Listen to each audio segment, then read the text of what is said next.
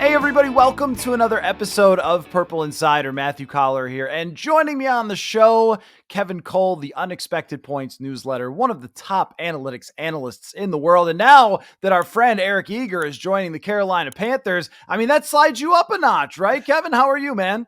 I'm doing well. Yeah, I was going to say, you have a lot of slots to fill now. When Eric would come on and pretend not to be a Vikings fan, even though he knows more about the history of the Vikings than pretty much any living individual, I think, in the world. Oh yeah, well, actually, that's how I ended up meeting Eric. Is in 2016 when I moved here to cover the team. He reached out to me and started just chatting Vikings, and I learned a lot of Vikings history, a lot of it that I didn't need at all, just through having conversations with him. But if folks did not hear, yes, Eric Eager, who is a consistent guest on the show, formerly of PFF, was working for Sumer Sports, was hired by the Carolina Panthers to work in their front office. So very, very proud to see guests of the show moving on up, which means that we got a spot here for a consistent analytics guest, and that is now you, Kevin Cole. So I didn't tell you at all what we were going to talk about before going on the show. I kind of like it that way sometimes. Like, I don't want you to prep for this. Here's the idea. The Minnesota Vikings have a lot of pieces in place, but in some ways they have a clean slate now.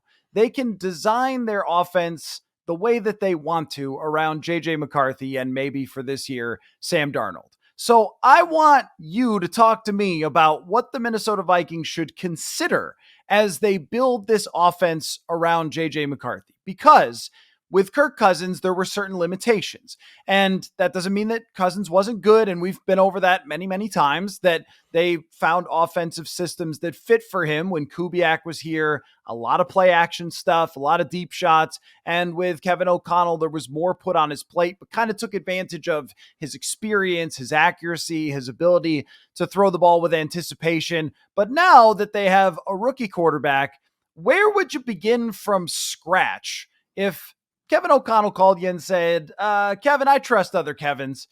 Where should we begin in building our offense to be the most analytical and efficient offense we could possibly have? Well, some of that's going to depend on what you think about as far as the evaluation of McCarthy now that he's in the building. It's always shocking to me that we have this very, profound and extensive pre-draft process. And then I've heard GMs talk about it, I've heard coaches talk about it, whether the quarterback position or not, that they claim at least, now some of this could be some hindsight bias, they claim at least that you get these guys in the building and after 3 weeks, you're like, oh, well, this is not going to work. After you've done, months and months and months of prep on them. So I think probably the biggest differentiator when we're talking about how you're going to structure the offense and we're talking about a rookie and things like that is whether or not you feel like they can deal with the speed of the game, full field reads, all of that sort of stuff. But I don't think that's anything that you would say is an expansive type of view versus what you would have with Kirk Cousins. Whatever you think of Kirk, I think he's a pretty good thrower of the football. I think he's obviously a very diligent student of the game. So I don't know if you're going to get expansive that way. But where McCarthy and even Darnold to an extent, although he gets himself into trouble when he does this sometimes, what they can do is maybe make a little something out of nothing that you couldn't have before.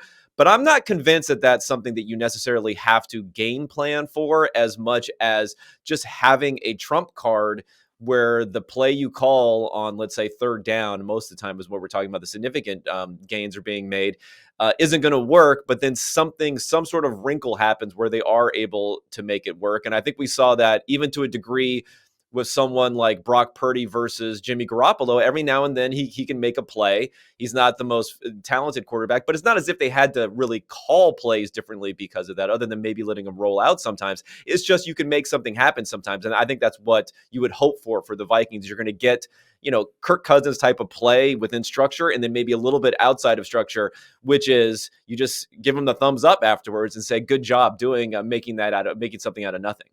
No, that's certainly true. And I think that's a major part of JJ McCarthy's game. And it's not a major part in the same way it is for Lamar Jackson, but it's a major part in the idea that he can escape and also have a pocket presence, which I think you did see at Michigan, where he would adjust himself in the pocket. He could keep his eyes downfield where he was sliding around. By the way, I think it's totally true that they get a guy in the building and they go, oh no, because even from rookie minicamp, they put a lot on these guys' plates where they're doing a full install of the offense right away, the defense right away. So you're sitting in meeting rooms for a bunch of hours and then having to take it out onto the field to even run basic stuff. And so you get an idea. Does the guy show up on time? Is he paying attention in meetings? What does he look like just even physically when he's standing out there? One of the crazy things that's happened to me in the past is you'll look at a guy's height, weight, and you'll go, okay, he's about the size of this other player on the Vikings. And then you go out there and you go,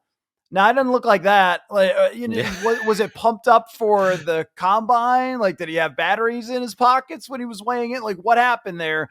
And with JJ McCarthy, it was kind of the opposite, where I thought on tape he looked pretty slender, and then he gets out in front of us on the field and I go like, oh, he's actually like quite a bit bigger than I expected. So these things definitely do happen. All right, I want to pick apart a few different elements of the offense and get an understanding of what we should think of their philosophy. Kevin O'Connell likes to throw the ball down the field. And when Nick Mullins played, he loved that. He was just gunning it down the field left and right like Nick Winston. But for JJ McCarthy in college, he did not do a whole lot of just heaving the ball deep down the field for 50-yard plays.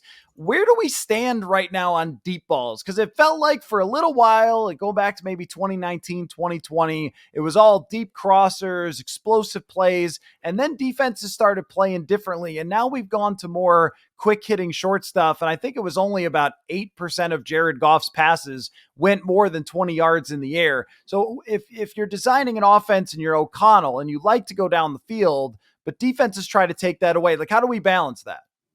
Yeah, I mean it's the $1 million question, I guess, when we're talking about these sorts of offenses. I mean, there has been a little bit of a progression defensively, and I think um, Mike McDonald's probably the guy that people are pointing to now, having taken defense forward a bit in what he's doing, where it's still kind of more of a deeper shell. It's still less blitzing than, when he took over for Wink Martindale and they were just bringing the house all the time. But there's a little bit less of a sitting back idness, I guess you could say, to it. He gives his players a little bit more freedom to react to what's happening and not just let everything happen underneath, as a lot of teams are doing. So with that freedom, always can probably open up some opportunity, I think, too, for offenses being able to make plays down the field. Now, what you say about Kirk Cousins, and I think sometimes he makes amazing throws where you're like, how did he get the ball into that window type of situation. But at the same time, you'll notice, I think, that he doesn't, at least typically, he's not a big interception thrower. He's not a big risk taker situationally when it comes to things like third down, or even, in a very bad situation to the fourth down sometimes, where you really got to do something where he's not doing it. So I think that could also be an interesting way to open up the offenses. Some of it is just your mentality for being willing to make these plays. Now, some people, there is a pretty strong correlation sometimes between draft position and people's willingness to take risks, because they know if you throw an interception, you're a fourth round pick and you're Kirk Cousins, or even if you're someone who grew up your entire life and didn't quite have maybe the prototypical sort of mold, if you throw that interception, even if you're doing the right thing, let's say statistically on average, you're going to potentially get benched and potentially lose your spot and never get that spot back again. I think Kirk played like that a little bit. If you look at some of his numbers, he would convert like third downs and fourth downs under expectations, despite the fact that he's extremely accurate quarterback when it came to throwing the ball. Nick Mullins is one of those weird guys that just like does the opposite, who's just a late round pick but doesn't realize it. I think there's a lot of other guys who play like that sometimes, who play like Brett Favre but don't have the arm for Brett Favre. So you'd hope from McCarthy you're going to get like the accuracy maybe of Cousins, but then also the willingness to take risk. And he's going to have a lot more rope. And I think as being that type of prospect. So that's what you're going to hope for this year. And I think sometimes it's just a mentality of being willing to take the option that's available. Because on these plays, we still have long routes that are happening. Those are still opening things up. It's just whether or not you're choosing to take them sometimes. And that can really be a thin margin. Matt LaFleur said something very interesting once. We had a conference call with him before a Vikings and Packers game, and I think Kirk had a run of interceptions. And somebody asked LaFleur kind of what he thought about that. Is there something you could take advantage of? And he said that because Kirk doesn't have a rocket arm, he had to throw with anticipation really for his entire career, which may have made him throw a handful of interceptions where you're anticipating one thing over another, as opposed to just Josh Allen gun it into the window when you see it. But the other part of it too is I think that he didn't always believe in the velocity of the ball actually getting there into a tight window where, hey, you have to throw it into a back shoulder here to make this work. And it's like, yeah, that's pretty tight. Can I actually get it there? And I think there was some hesitation on his part that is not there for JJ McCarthy. And so after seeing him only for one rookie minicamp practice, and I'm going to build on this sample size eventually, but that's all I've got right now. The one thing I did think of him is the arm strength, but also I think he wants to make plays. I don't think that he's the Alex Smith game manager that people have said, because when I think of Alex Smith, I think of exactly what you described as a guy who never threw any interceptions, never really turned the ball over. But when it was 3rd and 10, he was getting about 4 yards and getting a completion, getting off the field, making sure he punts. And I didn't see that with McCarthy at Michigan. I thought that when he had chances and wanted to make plays, he was trying to push the ball past the sticks. And I definitely saw it already in his first mini camp where, oh, I got that window. Let me fire it in there. Whoops, I threw an interception, but like, whatever, we'll get it next time. So I think there's the mentality here that he wants to be that playmaker more than he wants to just be Mr. Safe Guy. Yeah. I mean, part of that is when I'm talking about the risk aversion and the losing your starting spot, something like that. I mean, that could even filter through to practice, right? That could even filter through to. I remember Patrick Mahomes. I believe he threw a bunch of interceptions when he was in the preseason and earlier. And part of what he said he was doing was just testing his limits. He's in a new game now. He's testing his limits. Now, if you test your limits and you're fighting for the backup or the third string, or maybe to hold on to the first string position, that could be a little bit more dangerous. So yeah, I mean, and part of it is just being willing to try a bit more. It's interesting that you mentioned Alex Smith, because Alex Smith's last year in Kansas City, when Tyreek Hill kind of had his breakout sort of year. If you looked at, and this could become a mistake when we talk about numbers and if you look at deep passing, Alex Smith was the best deep passer in the league, but we're also looking at this on an efficiency standpoint. So it's only judging you really by the attempts that you make. And the reason that a lot of people, there was even a thought of like, well, can Patrick Mahomes even be any better than Alex Smith? Well, you don't have to like replicate that outstanding efficiency. If you're just throwing it more often, but at a lower efficiency level, you could be doing better for the team as a whole. So I think that's also a big part of it. So the willingness to do it, it's the willingness to do it and the ability to do it off platform. It reconfigures timing from a quarterback's perspective, because Kirk Cousins everything would have to be on time. And if it wasn't on time, then he wasn't going to throw it. Well, now timing becomes less of an issue if your feet don't have to be in the right place, if your body doesn't have to be facing the right direction, all those sorts of things. Now the timing is opened up, which will open up these passes down the field. Even if you're not going to be as good as a Kirk Cousins perfectly timed throw ball down the field, sometimes just throwing it by itself is going to be better than doing the alternative, whatever the alternative may have been of not throwing the ball. And I definitely think in practice, they're going to have to work on scramble drill a lot more than they would have, because there are moments in McCarthy's tape in college where it's not exactly Russell Wilson, where he used to run all over the place, or Kyler Murray does this, but there's some of it where he's on the move and he's going to try to keep the play alive and make a play. What I think is really valuable for this team is a little bit taboo in the old analytics department, which is running the football. And I say this because I've seen offenses with Dalvin Cook that ran the football spectacularly. And I have seen the last 2 years with the Vikings where it was downright sad and often pathetic. How poorly they were running the ball. And I do think that there's something to the idea of the play action. We kind of like dismissed that early on because some people had play action success despite poor running games. But when you've watched linebackers jump up at Dalvin Cook over and over and over and over again, you go, I think there's something going on there, that's an advantage where you can use play action more often. You could definitely use it more often 2nd and 5 than you can 2nd and 8. And those negative runs are absolute killers. You hand off on 1st down and then you're looking at 2nd and 13. That is horrendous. So what kind of impact do you think that Aaron Jones could have? Let's say that McCarthy plays. I don't know when he's going to play, but it plays throughout this year. Bringing in Aaron Jones with him, I think could be really important for them. But do you disagree with that? No, I think it can be important. I mean, I think you're completely right about some of the conclusions when it comes to how effective the running game is versus play action.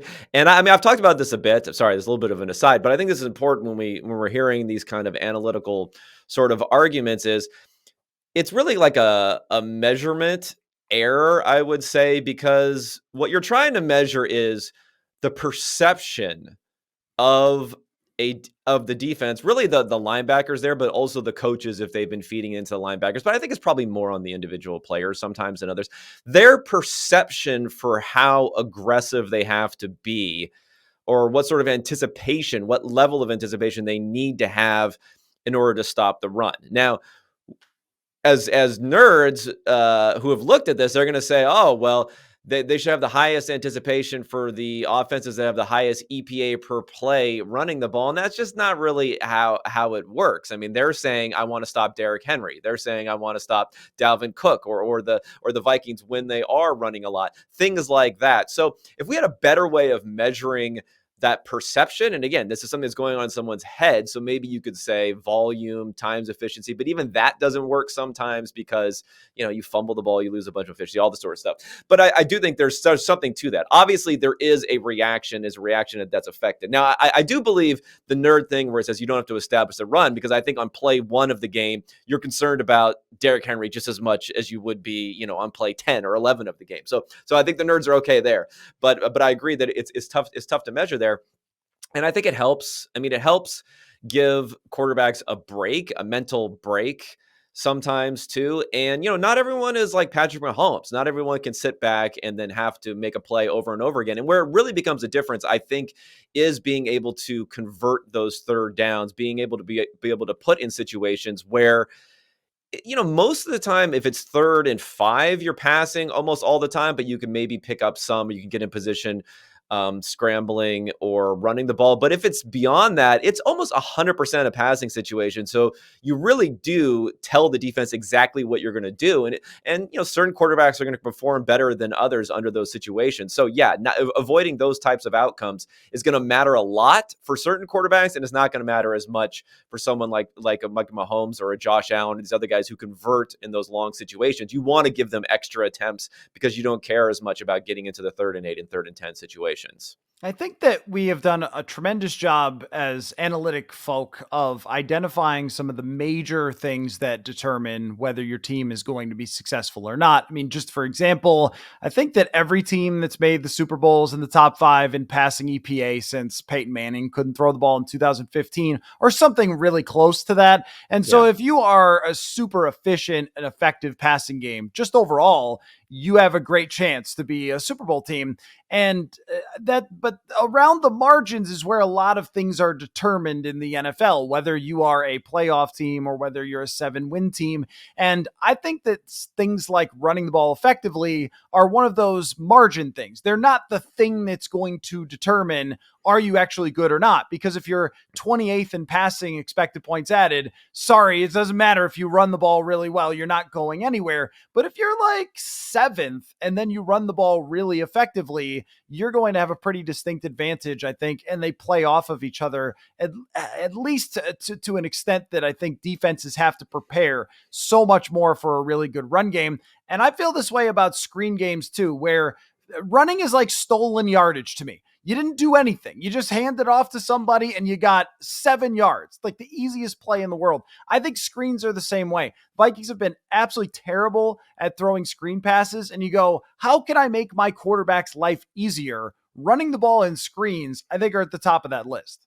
Yeah, I think so. And I know you mentioned Aaron Jones, and that's going to, he's a player who's a little bit of a veteran, so you never know when, the cliff will come, but I think he'd still looked pretty explosive, and that was really his thing. As even I think he was a 5th round pick coming out, is he didn't have like timed 40 time that looked that great, but he was very explosive in a lot of other drills that you would have looked at. But I think it's going to come down beyond Jones. A lot of times the idea is you bring in a new running back to fix the running game.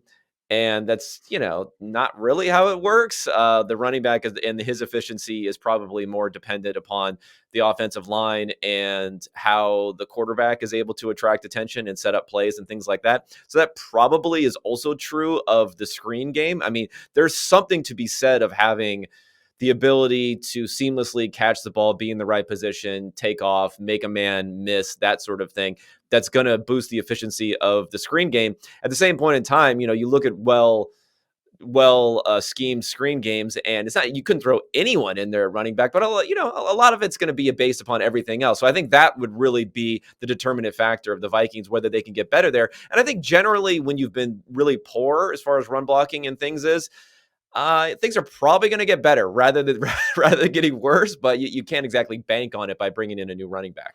No, I agree with that. I think that they got such poor play out of their running back the last 2 years. Dalvin Cook got off to a decent start in 2022, but then faded down the stretch as older running backs want to do. And then the Alexander Madison experiment was just a straight up failure. So that did not work out so well for them. And I think that there is that area that they could improve through the running back. But you're right. I mean, a lot of it is the schematics of it, the blocking of it, that's really going to determine whether it works out. And the fact that they didn't improve their interior offensive line makes me a little bit skeptical about that. On McCarthy, how much can they put on a man's plate in the first year if he is going to be the starting quarterback? And that just means that he has reached the baseline of what Kevin O'Connell would need to see for him to actually be out there. But is there any way we can look at previous rookie quarterbacks and say, hey, they kind of protected this guy and it worked out pretty well, or they threw this guy to the wolves and it worked out pretty well? Kind of thinking of Brock Purdy right away, CJ Stroud right away. Like, was there some common thread with the guys who had it work with the way that the offense was set up? I don't know. That's an interesting question because I'm trying to think of others. I mean, Purdy, I don't think he started until midway through the season. So he wasn't necessarily week 1. I think it makes a difference. I think it makes a pretty big learning curve difference if you're starting even a bit later on into the season than you would have. Stroud is someone who started from the very beginning, who's been one of the more successful quarterbacks. Again, we're dealing with a pretty small sample here, but obviously his offense from what I know about it was a more simplified version of what they're doing. So that's probably true. The other most recent quarterback who was very successful, who I believe was week 2 or 3 after they punctured Tyrod's lungs, was Justin Herbert coming in. And I don't know, with Herbert, it's one of those things where he can really throw the ball. He can really throw the ball. He got them out of a lot of situations. He made a lot of big plays down the field when they were doing there. So I don't know if it's necessarily you'd want to just like applicable to other sort of situations. Because I think he was also a guy who went through all 4 years at college, despite the fact that he probably could have been a number 1 pick if he had come out earlier in his career. So that's another one that was successful. Dak was another one who's been very successful as a rookie. Again, another more run dominant type of scheme where they could throw the ball down the field. Russell Wilson was very successful as a rookie. These are the most successful guys. So I think maybe the contrast between like a Herbert and an Andrew Luck were 2 guys when they started off, they had a lot on their plate from the beginning, maybe didn't have the best surrounding offensive line and other things, but were just extraordinarily talented. And in the case of Luck, you could say that it eventually played into the end of his career, having so many injuries and not being able to come back. So I do think there is a tension there, and you also don't want to overextend your quarterback too much early because of the fact that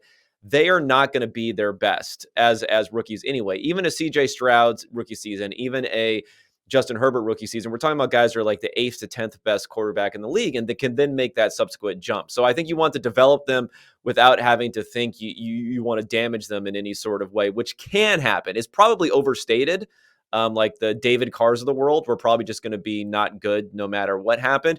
But obviously we do have a test case in someone like Andrew Luck that, it probably really affected his career, having those injuries and having to rehab from them. It's a great question about whether maybe we could just take a pit stop here on this discussion and have it, because whether teams ruin quarterbacks or quarterbacks just aren't good enough is a kind of a fascination of mine, because the Vikings believe that teams ruin quarterbacks. And I'm not so convinced about that. I was reading Tyler Dunn's piece about Justin Fields, and it sort of oscillates back and forth. Is that oscillates back and forth, or jostles, those two words together, back and forth between, well, Justin Fields couldn't see the field at all, and so he was bad, but also their situation and their environment was toxic, but he was also bad. And you're like, yeah, I think that if Justin Fields had actually been good, it would have washed all the rest of that stuff away. The NFLPA survey, I think the Chiefs were like last in the NFLPA survey. And they didn't like, I'm not sure that they loved Eric Bieniemy as much as the internet did. They didn't like their owner. They don't like their facilities. The food isn't any good or whatever. And Mahomes is just like, I don't care. I'm just going to win the Super Bowl because I'm that good. I think that great quarterbacks can wash it away, but there has to be maybe some threshold of someone who teeters, where you go, if they had just done whatever, maybe he could have gone to the other side of good. I'm thinking maybe Baker Mayfield in Cleveland here. Like if they had maybe not put a running back coach with no experience in as their head coach right away or something like that. I don't know. How do you feel about it? I mean, I think it's fair. Okay, I would say the most accurate and probably factual, truthful sort of thing is it's more about the quarterback than it is about anything else. That doesn't mean it applies to every situation. It doesn't mean, 100% of the time you should think about that. But I think that's more true than anything else. I think the biggest factor where we can be deceived is not someone that we see for 2, 3, 4 years in a quote unquote bad situation eventually becoming good, but it's more someone who just doesn't really get the opportunity at all to play, who might have been good. If it, like, we never know who Brock Purdy was if he didn't get to play. Tony Romo was an undrafted free agent who ended up coming in. Supposedly, according to some stories, when Tom Brady came in, it was almost a coin flip between him and another backup quarterback. So they don't really know. So I think that's, and the circumstances when they do come in, how lucky do they get? Do they win games where maybe they didn't deserve to win sometimes versus lose games? So I think it's more about that than anything else. Although some quarterbacks have a different development curve than others, whether that aligns with when they're set up to have playing time or not, we don't know. At the same point in time, we're not. If you're an NFL GM and coach, you're not a impartial observer and sitting on the outside and saying, you know what, it's mostly about the quarterback, so I guess I'll take a long lunch and not worry about what's happening here. The most, I mean, other than rare circumstances, you draft a quarterback early, especially that person's your quarterback, or you give them a big contract eventually if they're good, and guess what? That quarterback fails, you are gone. You are dead. You're you're not coming back any longer. So in some ways, does it benefit you as a coach or a GM to recognize the cosmic, luck that you're involved in that situation? Or should you just say, I'm going to, even if you're deceiving yourself to a degree, should you say, this is on me and I have to make this happen? Maybe that's actually the most effective way to getting the best results in that situation until you eventually pull the plug. And maybe that's where teams don't quite do enough. So I guess I would separate those two things. I think from a team perspective, I get it why they're saying that. I don't think as me sitting on the outside as a, looking down like Zeus on the situation, I can say, no, the guy just is not good. And you have no chance of being good with Justin Fields. But my job's not tied to Justin Fields either. I think you could look at someone like Justin Fields and say, could it have been better? Yeah, it definitely could have been better. But there are fatal flaws. So what we know about the Vikings is that when it comes to JJ McCarthy, they are going to pour everything into this, and by their roster, with the tackles, with the receivers, with the tight end, and with Aaron Jones here, they're going to give him everything that he could possibly need to succeed. How fatal are your flaws? And someone like Sam Darnold or Jameis Winston, their fatal flaw is turning the ball over and kind of freaking out and doing something totally insane. And I don't know how you ever coach that out of someone. Maybe over 1 year, they could luck into like, hey, the interceptions were dropped this year. So instead of throwing 30, you threw 14, and then you looked like a good quarterback for a single season. Yeah, So when it comes to LASIK was not the solution for no, it for wasn't. Jameis.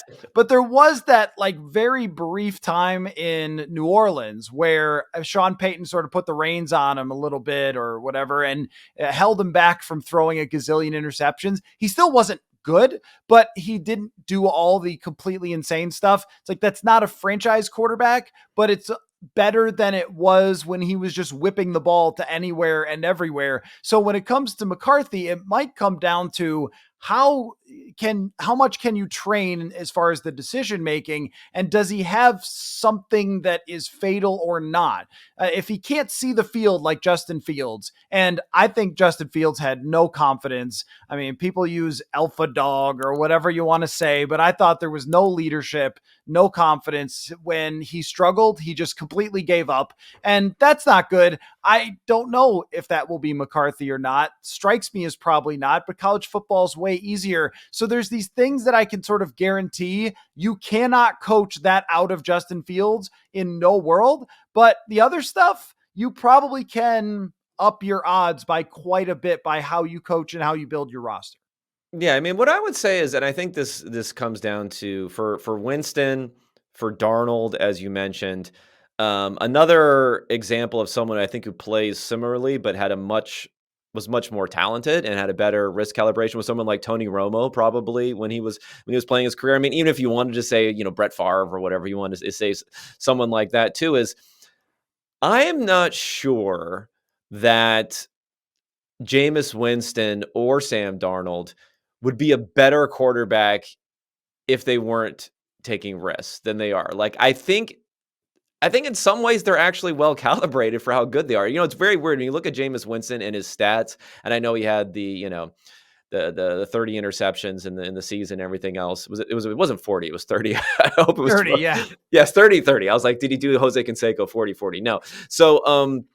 So he, all the interceptions, everything else, his numbers actually from a pure efficiency standpoint were not that bad. It's just such a backbreaking killer, just soul crushing types of mistakes where the reality is he's probably like a better quarterback and actually will bring you more success than you think, because it was also combined with having really, really bad defenses when he was playing with the Buccaneers than you think. So I don't know. I think those are just more fundamental to someone's makeup. They can get a bit better, but if I don't know if Sam Darnold would play any better if he reined it in a little bit, quite honestly, because he has had stretches which have fooled people a few times where the mistakes don't come and then the mistakes pile up afterwards. I think he's just probably, again, it goes back to these things of he's probably just not good for that reason. This is the way he wants to play. He's not quite good enough there. He doesn't quite, I don't think, have the arm either, and a little bit of a wind up to get the ball there sometimes. Same thing with Justin Fields.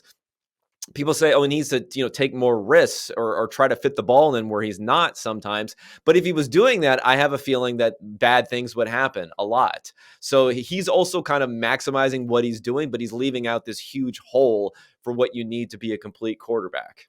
I think it just demonstrates how difficult it is to be a really, really good quarterback. Like how thin the margin is between being Jameis Winston and you're mostly on the bench for your career versus being Patrick Mahomes, where you're the best. And both of them are risk takers and try to throw it into tight windows and do all sorts of stuff like that. But Mahomes has a remarkably low number of turnovers for somebody who does as many crazy things. And that's kind of what it comes down to. When I was watching Sam Darnold, he had some throws with Carolina that were just breathtaking. You couldn't believe that a guy could have arm strength like this off of no platform and throw it 25 yards down the sideline and hit somebody back shoulder. But then the very next time he does it, it's picked off. You go like, I don't know, man.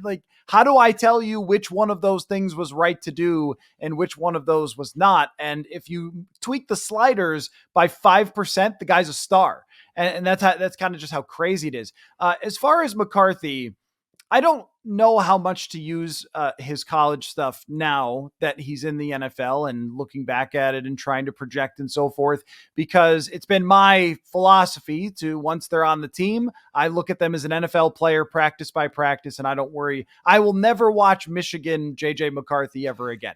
But based on that sort of data that you have, what is your feeling on McCarthy? I don't know that I exactly know where you stand as far as what he could become, where he was drafted, and the sort of unique elements of his game, like the fact that he was just didn't start a lot, the fact that he doesn't have a ton of passes thrown compared to some of the other quarterbacks this draft class. Yeah, I mean, I don't have a lot to go on, quite honestly. And I think part of that, or most of that, if not entirely, is just a respect for the fact that you hope to check certain boxes. You prefer good play versus poor play. You prefer like good traits versus poor traits. But then other than that, we don't really know. I mean, some of the few things that I will look at least to get an idea. And again, we're dealing with small samples. We're dealing with very different sorts of plays when we're talking about under pressure or things like that. I do like to look at how quarterbacks play under pressure. It's a weird situation because clean pocket stats translate better. So if someone's good from a clean pocket, even within the NFL one season, and then they're good from being pressured one season, next season, it's much more likely they'll continue to be good from a clean pocket than there is they'll continue to be well from a pressured situation. And the reason, I mean, I think, and this is, again, I'm just like, this philosophical sort of way of looking at it without having the evidence to back this up is, clean pockets are fairly similar and pressures are pretty different. I mean, sometimes you have a pressure where you're moving around a bunch. Sometimes you have interior pressure. Sometimes you have two guys about to bear down on you. Sometimes you're almost inviting the pressure and you're running around and then finding someone. And again, and you're playing outside of structure too, which I think is going to increase the variability for what your results are going to be on certain plays like that. You're more often going to make a big play on results like that, which will skew the averages and those sorts of results. So if you look at McCarthy, and again, we don't have much sample, we don't have much pressured sample, which becomes an issue also with quarterbacks who come from good programs, is they don't get pressured a lot. What was good about what we saw from him is he fits the two things that I kind of like to see in conjunction with each other, which are the ability to scramble in those situations. You don't want someone who scrambles too much necessarily, but he at least has that ability to scramble. So he has a pretty high scramble rate, which he was able to be pressured. And at the same time, when he's pressured, how often is he taking sacks? Because normally those two things go hand in hand too, because if you're willing to scramble, you hold the ball longer, you take more sacks. A lot of sacks are like failed scrambles, or scrambles are successful sack avoidance. And he was pretty good at not taking sacks when pressured. Again, this is all small sample size. So I think those two things are good, and they're not pointing towards, the Justin Fields type of situation of the world, the Marcus Mariotas. Those guys showed that in college that when they were pressured, they were either scrambling or taking a sack a lot of the time. And I think we can also view that as the flip side of like successfully, doing something quarterbacky on that sort of like throwing. I know that word got besmirched when it came to Lamar Jackson, but still, it's like you gotta be able to do something that's not just a sack or a scramble when you face pressure. So at least he was good at that in college, and that checks a box along with the age, along with size and physical attributes, and he had pretty good efficiency stats in college. So he kind of checks all those boxes, and now we shake the dice and you throw him down. And you say, what do we end up getting from him? Quarterbacky. Yeah, he did some quarterbacky stuff when he was under pressure. Well, that's, I think, if we were talking about things that I was most impressed with, absolutely his ability to scramble and throw on the run. Because we see certain quarterbacks who, if they are running, this was Alex Smith to a T. I remember the game so well with San Francisco and New York when the 49ers had a chance to go to the Super Bowl with Alex Smith. If he could have made a play on the move a single time, like, they go to the Super Bowl. But he just couldn't. And even quarterbacks who aren't known as runners, if you could just get the ball out to somebody when you are scrambling away from pressure, it's such a difference maker. It makes life so much harder on the defense. And that's something he could definitely do. I think maybe a baseball background or whatever, like torquing the hips or whatever it is that he does. But that was one of the parts of the game that is so noticeable on his tape that I think gives him a chance that even if he doesn't see things perfectly right away, that he could create something out of nothing. I want to ask you about the roster building here, because I think the biggest question coming out of the draft from Vikings fans was you sent all of your draft capital for different things and different people. And I saw you did some writing on this and talked about how the Vikings traded the draft picks and took an L there, but they also got a premium position that you could take a W with surplus value if Dallas Turner is great. We don't have to break that one down. There's been too much discussion of that on this show, but the overall bigger picture is they don't have much draft capital for next year, but they have a lot of cap space. How do we weigh these things as far as taking a good roster right now and within the next 2 years, pushing that over the finish line to be a great roster? Well, I mean, what I think they want to do is look at where in free agency you can build and find some high level talent that doesn't have to be elite talent, but above average kind of value add, and then you fill in enough of those spots, even if you're paying a premium versus what, obviously you draft someone and they hit and they're very cheap, you can build out those sorts of positions, which will allow them to concentrate their few draft picks on maybe some of the more premium positions going forward. I mean, you do have a window here with McCarthy. Now, I think that the whole rookie quarterback window discourse is probably a little bit overplayed, because I prefer to just have like a good quarterback, and that's the main reason of drafting a rookie for me is to get a higher level of quarterback play, and then you can figure out some of the contract issues later. But you do have that, especially when you're thinking about it in conjunction with Justin Jefferson and what you're going to have to end up paying him. So what I would say is, you mentioned the interior offensive line. That would be something that I would address heavily when it comes to free agency and using that cap space. When you're looking at the back end defensively, I think that's another area where you can look to address that in free agency next year. And in the draft, see if there's any way, even this season, if you have any pieces that may be tradable to build up some more draft capital next year. That's also another way you can go, as long as, again, you're not trying to like damage your chances of building McCarthy into the quarterback who you want him to be. Because I think right now it's a first, a third for Cousins, and then 2/5. Maybe there were going to be 2/3, but there's all this talk about comp picks and other things are going on. So yeah, I mean, it's pretty light. It's pretty light there. At the very least, I would say I would want to turn that first round pick into multiple picks, and then have as many shots as possible on guys going forward. But the first things first, which is, don't be scared of spending in free agency. Just do it in the right sort of spot. So I do think something like interior offensive line, when you have a young quarterback, is a great place to spend money.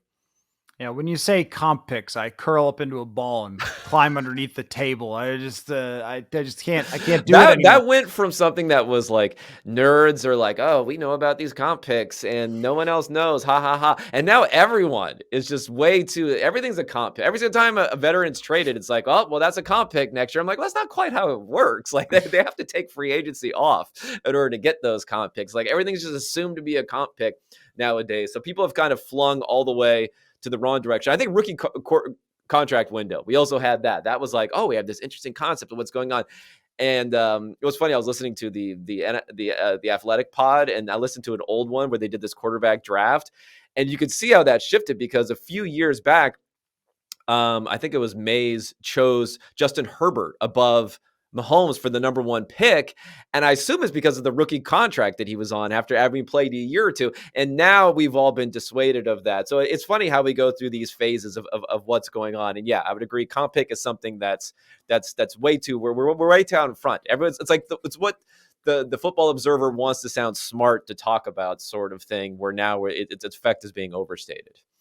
Trying to think of how I could apply the comp picks in my marriage. Just like, if I lose an argument, do I get like compensation on the other side? Like that means I get ice cream later or something. Like, well, I lost this. I lost this debate, so you have to take out the garbage. I need But comp then no, for but if this. you have to you have to give up on a debate, but then next year you also have to not debate though, because if you Right. debate, then you offset your comp pick though. So you have to stay out of that. Whereas so it's difficult.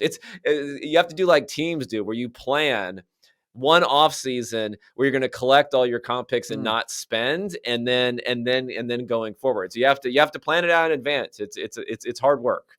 Right. So if I lose like 4 straight arguments, then we get to go to dinner where I want to go. Right. I think Yeah. that's then we get pizza or something. Last thing for you. I was really focused on the Vikings during this draft season. You can guess why, with one of the biggest decisions in their, I guess, franchise history, maybe. Tell me about you like to talk about the discourse and what people are saying. What were people saying about coming out of the draft, teams, something that you were debating on the internet with people writing about, I should say. I mean, make you sound like you're just on Twitter all day, but unexpected points. What was like really intriguing to you coming out of the draft that had nothing to do with the Vikings? I mean, I think this is something where, so looking at this kind of big board value that teams are getting, I think it was last year was more of a thing, or the last 2 years I focused on this a lot. The last two drafts, where it was like completely out of the consciousness of anyone that if you drafted a player 2 rounds after where they were supposed to go, that wasn't like a massive, super genius move by Howie Roseman or something like that. This year, people started to catch up, so I thought that was interesting. I thought there was at least some pushback to like Howie Roseman drafts Daniel Jeremiah's off of Daniel Jeremiah's board is maybe not like, maybe Daniel Jeremiah doesn't know as much as people inside of actual NFL buildings who are making these decisions, who decided not to draft those. So I thought that was a really interesting one that is going on. And I mean, how can you not talk about the quarterbacks going so early? And I'm not even sure how to view, for instance, things like surplus value that I'm looking at on here, because you're dealing with, in football, you're dealing with like a small sample. So you don't have much samples. You have a lot of uncertainty. And then it's also, there's this, sorry, I bring all the nerd stuff up, but this thing called non-stationarity, which means that like it changes throughout time. So you're looking back on historical evidence and you're applying it till today. So if I'm telling you how much surplus value you're going to get from the number, 12 pick in the NFL draft, is that, right, Deshaun Watson, right, and Patrick Mahomes, or is that Bo Nix, sort of range? Like maybe those two things aren't the same. Now, I think people overestimate maybe how different they are, because we know that Patrick Mahomes is great. So they would have said, "Oh, if Patrick Mahomes is going in this draft, he would have been, number one overall." It's like, oh, I don't think so. But that is a big issue. So I think the quarterback thing, if when or if Knicks, if 2 of 3, let's say, of Knicks, Penix, and McCarthy fail, we're going to get this idea of like, that was a huge mistake. No one should be doing that anymore. And quarterbacks shouldn't be drafted early, where I still think quarterbacks should be taken earlier than most people do. But the discourse will go that way. It was interesting to see the NFL move so far in that direction. In a lot of ways, it's interesting the NFL moves so far in the direction that I'm at, where I'm really thinking, okay, how do I analyze this going forward? Where now our numbers are built off of kind of the mistakes and the value you can find, when less of that value is probably available going forward. Yeah, I think when you see Baker Mayfield and Daniel Jones get the contracts that they get, you think Bo Nix sounds fine. Or Jared Because Goff, as we just saw, Jared right. I mean, Goff. I was doing the math on this. I think that JJ McCarthy, I might be wrong. This is just off the top of my head. I don't think that he clears like $8 million for a cap hit in his first 4 years. And Jared Goff is making 53 per year. Like that just keeps growing and growing and growing. And so if you're saying Yeah, like, McCarthy's like $5 million a year or something like right. that. Yeah, yeah. So even if Jared Goff, they finagle the cap a little bit and they have 17 void years or whatever, he's still going to have somewhere in the ballpark of a $40 million cap hit at some point during that contract, in which the Vikings will have 35 million between what Jared Goff is and what JJ McCarthy is. And so even if McCarthy is as good as Baker Mayfield, plus $20 million. I mean, this is always added up. It was always the thing that never worked with Kirk Cousins, but that gap is now more than it's ever been. I thought it was a lot when it was like $15 million. And now you're talking about 25, $30 million between even your guy and an average quarterback. That makes it worth it to me to take a shot on that guy. And I also think that we've seen a lot of this. It's weird because the conference perspective is different, but Dak Prescott has had elite seasons of top offenses. Jared Goff has had elite seasons of top offenses. Brock Purdy has had, Jalen Hurts. These guys are all good, but none of them is Josh Allen and none of them is Patrick Mahomes. And yet, if you have enough money and you have enough star talent, you can get there with someone who's maybe the eighth best quarterback if you have enough money to put into your roster. So all these things kind of factor into, I agree with you. You should just take that guy and see what you could do around him with the money that you have. Yeah, it's funny with the whole Jared Goff thing. This is not a draft thing that I've noticed, but this has like been a pet peeve of mine for a while, and the Lions fall into that a little bit this offseason where I was calculating the amount of money, and I have them as being their three most valuable players for Goff and Penny Sewell and Amon-Ra St. Brown. We're averaging combined about 30, 33 million a year cash spending these last 3 seasons. Now their APY, their combined APY is like 115 million now going forward. But what and again, I'm taking all fun out of the draft. Again, steals aren't fun anymore. Also, re-signing your own players is not fun, not that much fun, because everyone's like, oh, like we're applauding this. Like that's the easiest thing you can do. The easiest thing you can do as a GM is give out market setting contracts to all your players. That's not really what differentiates whether you're going to be a relatively good team in the future. It's actually who do you let go in some circumstances? Who do you negotiate with a little bit harder than others? How do you figure out how to fill these sorts of voids? So I guess that would be my one thing, and I don't think we'll ever get to that in the near future, is although people aren't necessarily that happy about the Jared Goff contract, just giving GMs maybe a little bit too much credit for bringing back their own players at market setting contracts. Like it's fine. It's better, I guess, than getting in a protracted battle, but it's a very minor value add if they're going to outplay those types of contracts. And then on the other side, there's the like don't pay anyone because it ruins your entire franchise thing. And like we're going, that's the Justin Jefferson trade people where you just okay, all right, stop, pump the brakes. It's okay to pay people. There's a salary cap. It keeps going up. As soon as you sign him, the next day the salary cap is going up higher than it was, and you have a better deal than you did on the day that you signed him. Like the reverse of buying a car where it's worth less. Like this is actually better every single day that goes by for that contract. But yeah, I think that how you manage everything else around those contracts becomes really under the microscope. And that's what's going to matter for Detroit, and how much money your owners are willing to spend to allow you to kick all the salary cap space down the road, which, I think they'll do. And the Vikings will definitely do.